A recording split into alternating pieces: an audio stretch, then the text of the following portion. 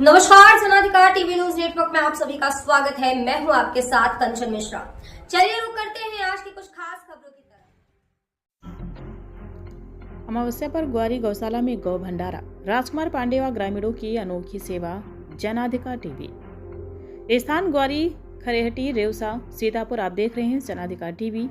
आज की हमारी विशेष रिपोर्ट ग्वारी गौशाला से है, जहां गौ सेवा नारायण सेवा के तत्वाधान में एक दिव्य और प्रेरणादायक गौ भंडारा का आयोजन किया गया।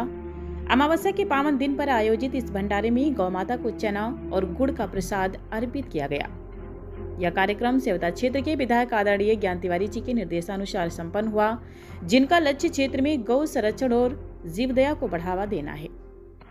गौ सेवक राजकुमार पांडे व परिवार की विशेष सेवा इस आयोजन की पूरी जिम्मेदारी संभाली। गौ सेवक राजकुमार पांडे, राजू जी और उनकी धर्मपत्नी कल्याणी पांडे ने दोनों पति पत्नी प्रत्येक अमावस्या को नियमित रूप से गौ माता का भंडारा करते हैं। आपको बता दें कि केवल गौ माता ही नहीं, वे बंदरों को भी केला, फल और चना खिलाकर जीव सेवा की मिसाल प्रस्तुत करते हैं।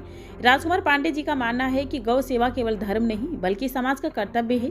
यदि हर परिवार महीने में एक दिन भी गौ माता को भोजन करवाए तो गौ संरक्षण को और मजबूत किया जा सकता है। गौशाला में उत्साह व भक्ति का वातावरण। जी हाँ, ग्वारी गौशाला में सुबह से ही ग्रामीणों की आवाजाही शुरू हो गई थी। गौ माताओं को चना गुड़ खिलाते समय श्रद्धालुओं के चेहरे पर भक्ति और सेवा का भाव स्पष्ट दिखाई दे रहा था। चारों ओर गौ माता के जय घोष ने वातावरण को और अधिक पावन बना दिया। ग्रामीणों का भरपूर सहयोग है। इस सेवा कार्य में क्षेत्र के कई सम्मानित ग्रामीण सहयोगियों का महत्वपूर्ण योगदान रहा।